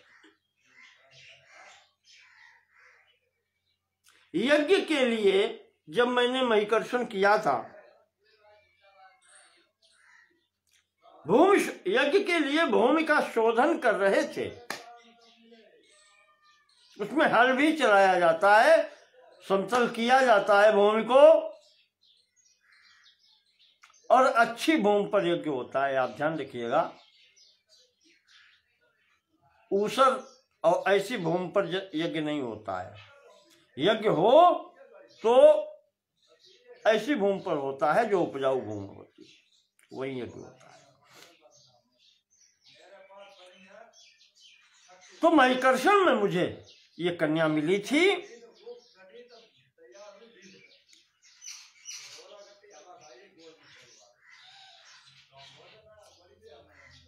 तभी मैंने संकल्प किया था,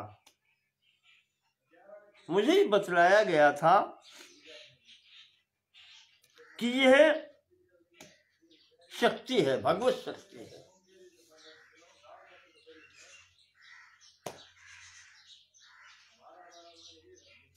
तो मैंने भी एक विचार किया था कि भगवत शक्ति अगर है तो यह उनको ही प्राप्त होनी चाहिए।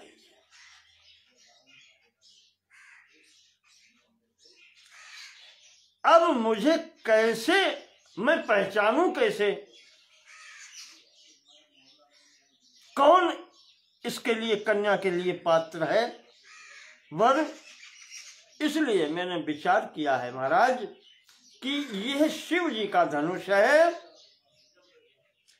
इस पर जो डोरी चढ़ा देगा, प्रत्यंचा चढ़ा देगा, तदा मयात्मजा सीता दीयते, उसी को मैं अपनी ये आत्मजा जो सीता है, पुत्री सीता का दान करूंगा।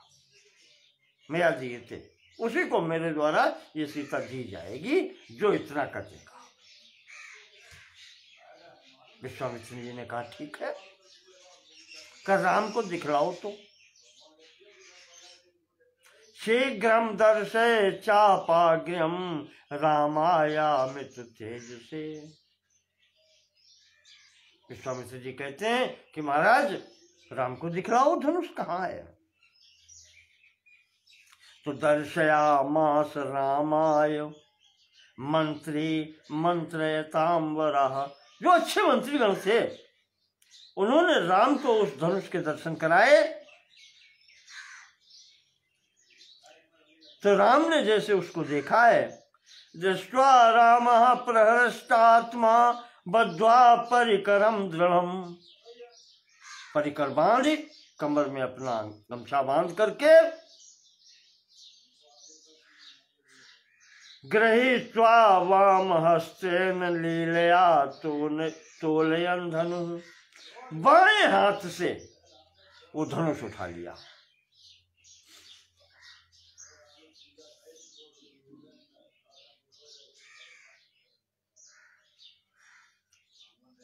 जो धनुष अच्छे अच्छे की स्थिति नहीं थी, और यहीं पर आरोपयामास गुणम, गुणम प्रत्यंचाम, महाराज ने झुका करके उस पर प्रत्यंचा चढ़ाई। पश्यत स्वखिल राजसु, वहां पर सबके देखते हुए, किसने, वो राज कर्मचारी थे, वहां पर सबके देखते हुए महाराज ने धनुष को झुका करके उसकी प्रत्यंचा चढ़ाई, और खींच करके प्रत्यंचा जैसे ही खींची है, ईषद आकर्षयामासो पाणिना दक्षिणेन सो बभंजाखिल हृतसारो दिशा शब्देन पूरयन्, और दाहिने हाथ से जो डोरी खींची है प्रत्यंचा, वो धनुष हाथ में वहीं टूट गया।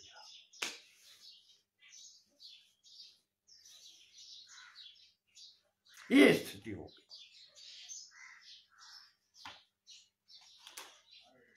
ये स्थिति जैसे ही हुई है महाराज जनक जी सामने,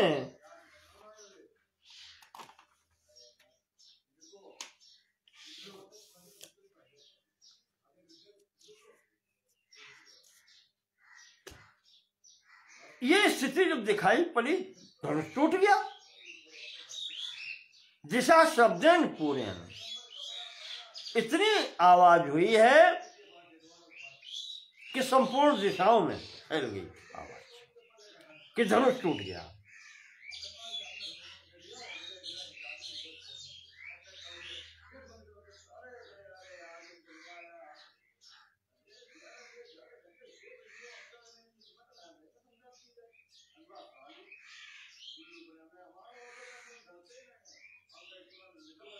यहां तो जनक जी ने जो परिचय दिया है,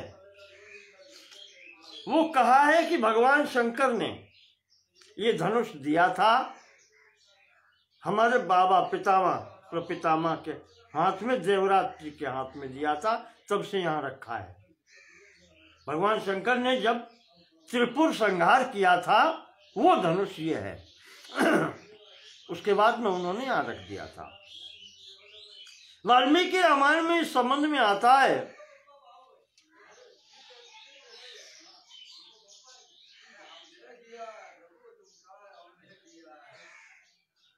वहां भी भगवान शंकर ने देवराज को दिया है, पर कहीं कहीं यह आता है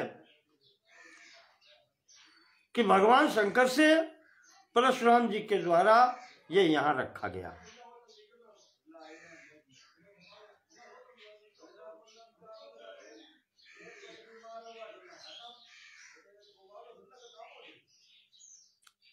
इसी का भाव लेकर के हनुमान नाटक में एक श्लोक आता है कि धनुष टूट क्यों गया। ये दिव्य धनुष है, ये सजीव कहना चाहिए कि जैसे आपको बताया कि भगवान के शंख और चक्र भरत और शत्रुघ्न रूप में आए हैं, तो ये अस्त्र शस्त्र भी सब दिव्य रूपधारी हैं। वहां पर कहा है कि धनुष टूट क्यों गया। कहा धनुष टूट इसलिए गया धनुष ने भगवान के हाथ में स्वयं अपना शरीर छोड़ दिया। कहा अब इससे अधिक अच्छा स्थल कहाँ मिलेगा मुक्त होने के लिए। तो अभी तक क्या रहा, तो वहां देते हैं कि तज ब्रह्म मात्र वध पातकी मन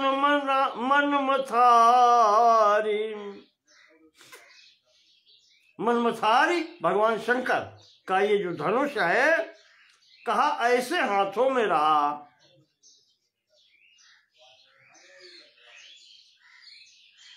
पहले शंकर जी के हाथ में रहा, जिनके द्वारा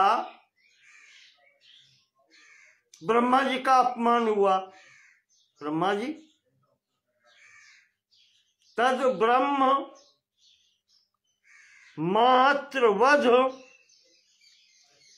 पातकी मन मथारी क्षत्रांतकारी कर संगम पाप भीत्या। भगवान शंकर के हाथ में रहा, उनके द्वारा संहार हुआ। जब तक रहा हाथों में कुछ न कुछ होता ही रहा। और उसके बाद में परशुराम जी के हाथ में दिया गया, तो उनके हाथों में दोष ये निकला कि मात्र वध, उनके हाथों से मात्र वध हुआ है। ऐसे हाथों में जाकर के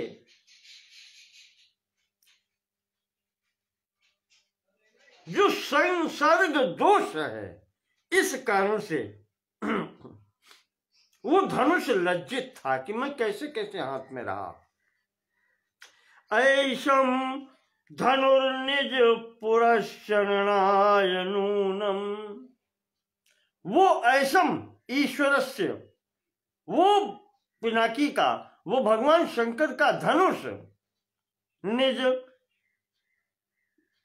पुरशरणाय नूनम, अपने उस पाप का प्रायश्चित करने के लिए कि मैं किसके किसके संसर्ग में रहा, वो पाप का दोष मुझे भी लगा है।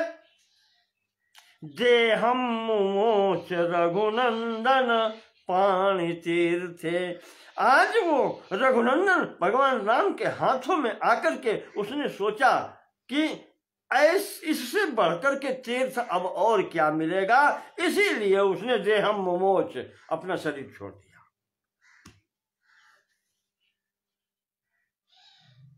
तो तद ब्रह्म मात्र वध पातकी मन मथारी क्षत्रांतकारी कर संगम पाप भीत्या। ऐशम धनुर्निज पुरशरणाय नूनम देहम मोच रघुनंदन पाणि तीर्थे। आज उसने ये सोच लिया कि इससे बढ़कर के अब मुझे स्थान कहाँ मिलेगा, वहीं उसी रघुनंदन पाणि तीर्थे देहम मोच। उसने भगवान के हस्त कमल रूपी तीर्थ में आकर के धनुष ने स्वयं का शरीर छोड़ दिया। भाव है। तो इस प्रकार से जब हुआ, ये धनुष जब टूट गया, तो तुरंत ही महाराज ने सीता को बुला करके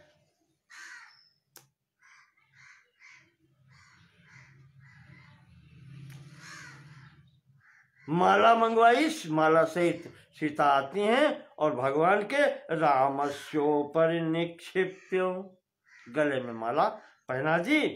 स्मयमाना मुदम ययौ ततो मुमुदिरे सर्वे राजदारा स्वलंकृतम। इस प्रकार से आकर के सीता ने इनको माला पहना दी और यहां पर ये स्थिति हो गई।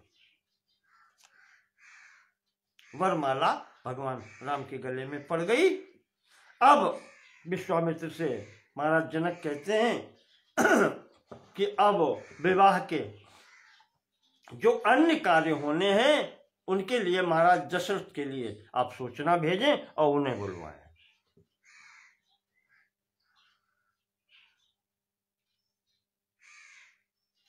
भो कौशिक मुनि श्रेष्ठ पत्रम पे प्रेषय सत्वरम। महाराज जनक जी कहते हैं कि विश्वामित्र जी अब पत्र भेज करके महाराज दशरथ जी को बुलवाए। राजा दशरथ शीघ्रम आगच्छतु सपुत्र का।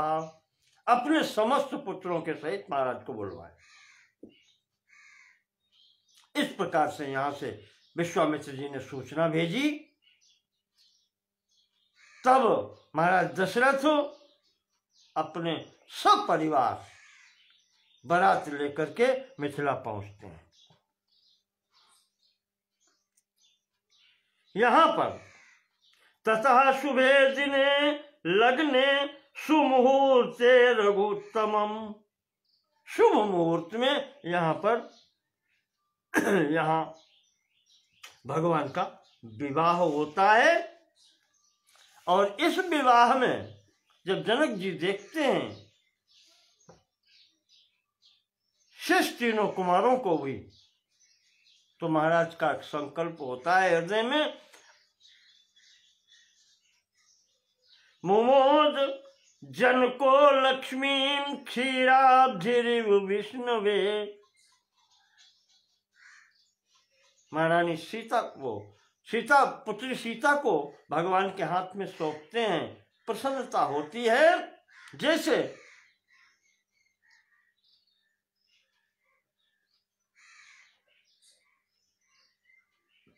सागर ने अपनी पुत्री लक्ष्मी को भगवान विष्णु को सौंपा था। उसी भाव से आज जनक जी सीता को भगवान के हाथों में सौंपते हैं।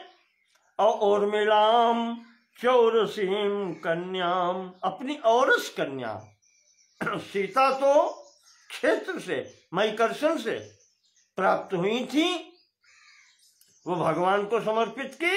और अपनी औरसी कन्या को, उर्मिला नाम है उसका, वो लक्ष्मण को विवाह कर दिया। और दो भाई की पुत्रियां थीं, मांडवी और सुतकीर्ति, उनका विवाह भरत और शत्रुघ्न से हुआ। मांडवी का विवाह भरत के साथ में, सुतकीर्ति का विवाह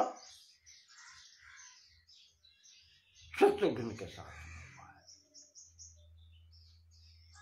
देखें, इस विषय में एक मुझे याद आता है, रघुवंश में कालिदास ने भी जब वहां लिखा है, तो मलिनाथी टीका मैंने देखी थी, उसमें इसका स्पष्टीकरण दिया गया है। शास्त्र में दो सगे भाइयों का दो सगी बहनों के साथ में विवाह निषिद्ध है, नहीं करना चाहिए, हानि होती है। तो वहां स्पष्टीकरण आया है, क्योंकि सीता मैकर्षण से मिली हैं, औरस पुत्री नहीं है, वो भगवान राम को सौंपी गई, ये तो अलग हो गया। जनक जी की औरस कन्या जो है उर्मिला, उसका विवाह लक्ष्मण के साथ हुआ है, कोई दोष नहीं है। उसके बाद में जो भरत हैं, कैकेयी के पुत्र, उनका विवाह कुशध्वज की कन्या जो है मांडवी, उसके साथ हुआ है। और जो कुशध्वज की दूसरी कन्या है सुतकीर्ति, उसका विवाह सुमित्रा के पुत्र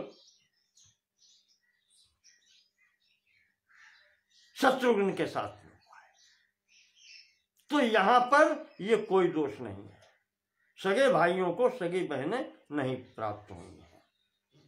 दो ही भाई सगे हैं, लक्ष्मण और शत्रुघ्न, और राम और भरत अलग अलग माताओं के हैं, सुमित्रा के ये दो हैं।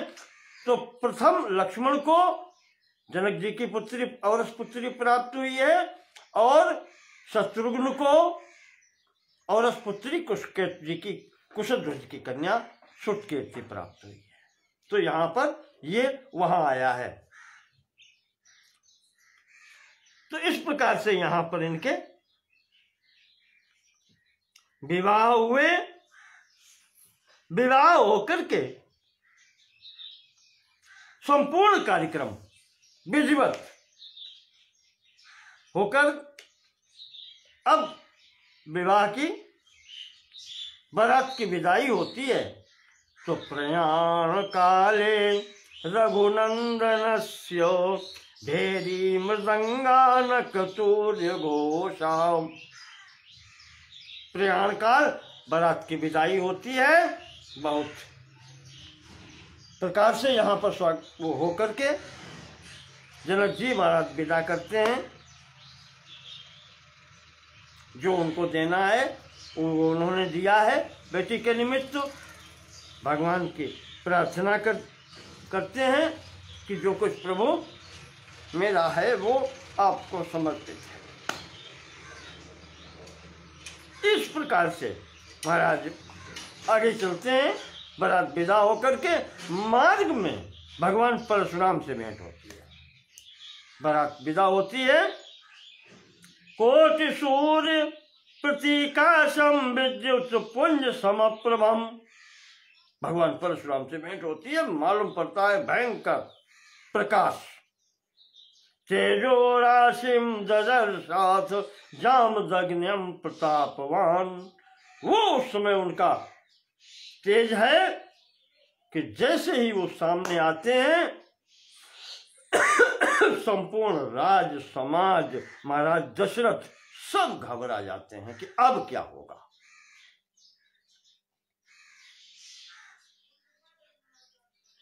दंडवत प्रणिपत प्रत्याह पुत्र प्राणम प्रयच्छ में। महाराज दशरथ जी दंडवत होकर के चरणों में गिर पड़ते हैं और कहते हैं महाराज क्षमा करें, हमसे कोई अपराध हो गया हो, मेरे ठीक है दंड देना हो तो मुझे दे दें और मेरे पुत्र प्राणम प्रेक्ष में, मेरे पुत्रों की रक्षा करें, उनके प्राणों की रक्षा करें, प्राणदान दें। कुछ और वाणी नहीं निकलती। ये जब कहते हैं तो एकदम वो तो आए थे वही धनुर्भंग सुन करके आए थे।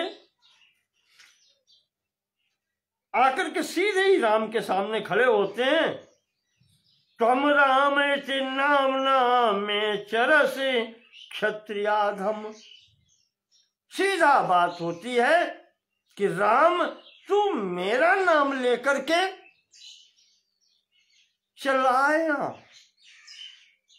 मेरे रहते दूसरा राम कैसे हो सकता है, और वो भी क्षत्रिय होकर के तूने मेरा नाम लेने का प्रयास किया है।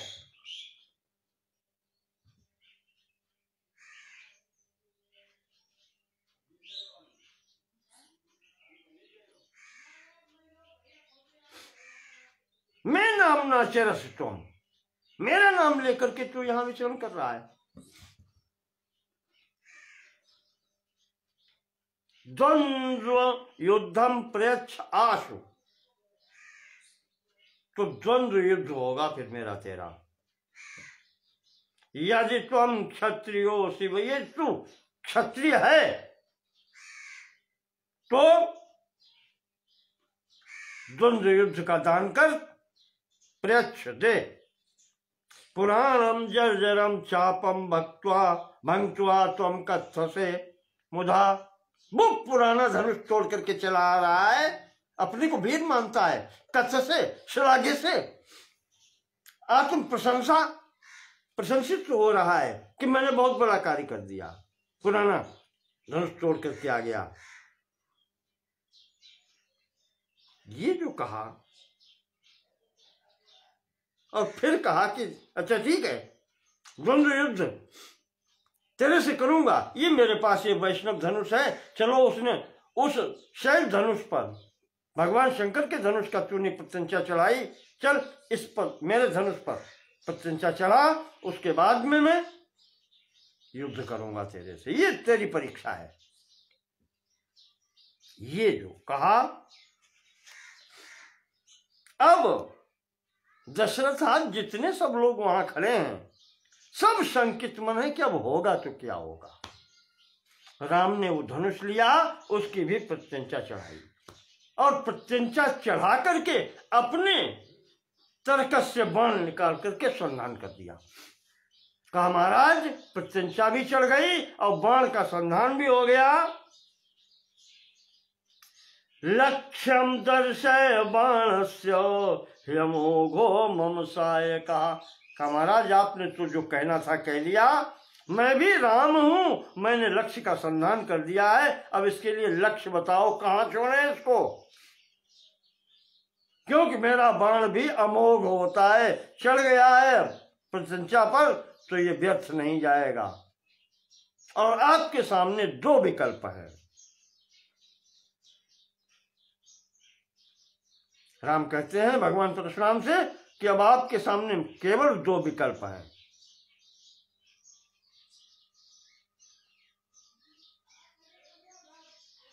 प्रथम विकल्प है जो आपने तपस्या से अर्जित लोक हासिल किए हैं, या तो वो दीजिए, और या आपकी जो अव्याहत गति है वो दीजिए। दो में से एक आपको लक्ष्य देना पड़ेगा। दो ही विकल्प आपके पास है, तीसरा कुछ आपके पास है नहीं। आपकी गति अव्याहित है, बेरोक टोक जहां इच्छा होती है चल लेते हैं और पहुंच जाते हैं क्षण मात्र में। और दूसरा जो आपने अपनी तपस्या के बल से लोक अर्जित किए हैं, ब्रह्मलोक स्वर्गलोक जो भी हैं, लोक या परलोक, क्या चाहिए आपको, दो में से एक को देना पड़ेगा। ये स्थिति जब देखते हैं तो परशुराम जी का क्रोध शांत हुआ। देख लिया कि वैष्णव वंश है,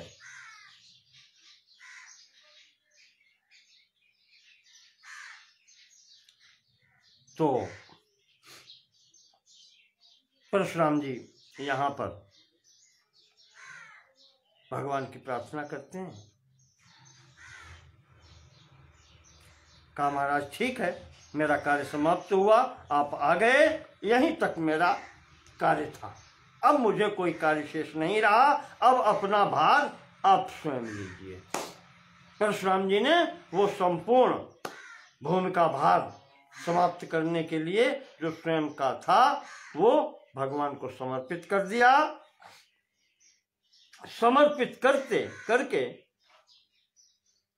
कही जय जय जय रघुकुल के तू, रघुपति बनहि गए तप हेतु। यहां पर परशुराम जी महाराज की प्रार्थना करके भगवान को शुभकामनाएं देकर के, आशीर्वाद देकर के यहां से चले गए। जब परशुराम जी चले गए तब महाराज दशरथ को राजा दशरथो हरष्टो रामम रतम विवागतम। महाराज को उस तरीके से शांति मिली दशरथ को कि जैसे मेरा पुत्र मर करके वापस आ गया, मृतम इव आगतम, जैसे मरे हुए पुत्र की पुनः प्राप्ति हो गई। इस प्रकार से महाराज को हर्ष हुआ, प्रसन्नता हुई। लेकर के बारात सहित घर पर आते हैं। अच्छे प्रकार से सब घर में कार्यक्रम हुए, महोत्सव संपन्न हुआ, वैवाहिक कार्य। उसके बाद में युधाजिन नाम, एक बार की बात है, आगे थोड़ा समय बीता। युधाजिन नाम कैकेयी भ्राता भरत मातुलः, भरतम नेतुमागच्छत् स्वराज्यम प्रीति संयुतः। सब लोग सुखपूर्वक रहे थे। कैकेयी के भाई जिनका युधाजित नाम था वो आए अयोध्या और महाराज से कहा कि हम भरत को ले जाना चाहते हैं।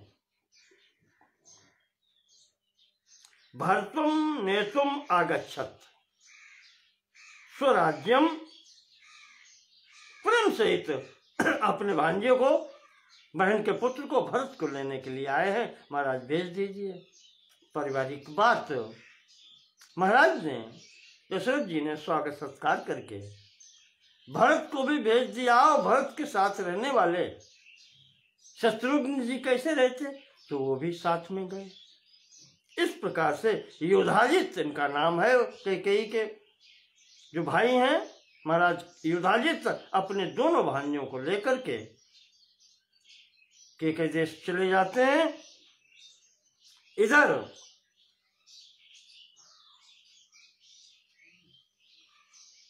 राम और लक्ष्मण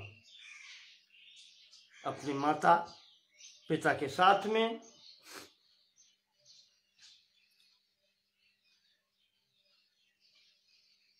अयोध्या में विहार करते हैं, रहते हैं।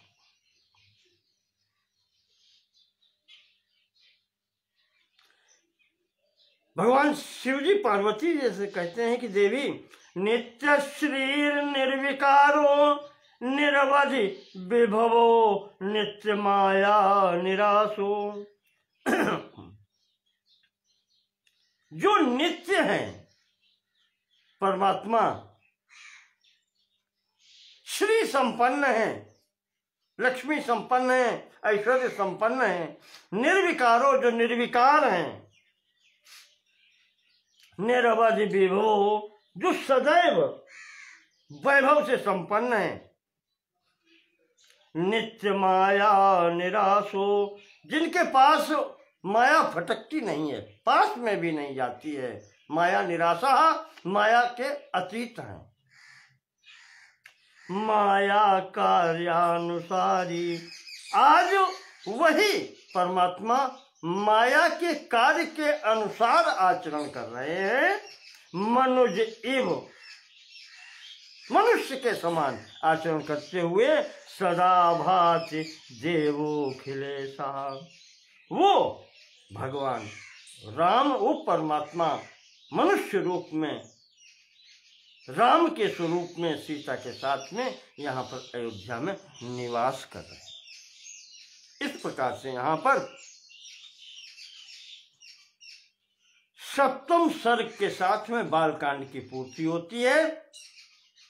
अध्यात्म रामायण की प्रथम कांड की पूर्ति यहाँ हो रही है। इसमें 7 सर्ग थे, सप्तम सर्ग के साथ में पूर्ति होती है। और यहाँ पर इसके आगे का प्रसंग फिर हम आपको कल देंगे। नमो नमः।